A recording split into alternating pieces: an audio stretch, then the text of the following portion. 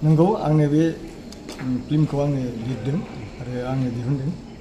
थांखिया बेनो जोंनि सिखना जाहार जेनाखि बर'नि हिस्टरिकेल आरो बर'नि मोनसे नेरसोन बे दिनै लासै लासै जोबलांनो हमदों। बेनि थाखायनो आङो मोनसे एवारनेस होनाय बादि हाबाफारि लानानै बे फिल्मखौ बानायदोंमोन।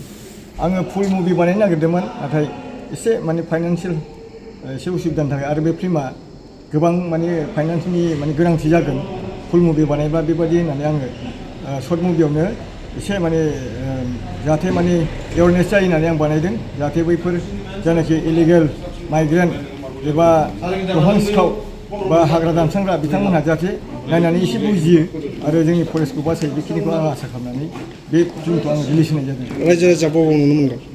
रायजो राजाफ्रा आंनि बादारि फिल्म प्रडाक्सन मोनसे इउटुब चेनेल दं, आंनि मेसेजनिनो बे इउटुब चेनेला, बिथांमोनहा बेयाव सार्च खालामनानै नायबानो मोनगोन आरो बिथांमोनहा जुदि अनोब्ला मोजां मोनोब्ला चेनेलखौ साबस्क्राइब खालामना लानांगोन, बेखिनिखौ आं खावलायबाय।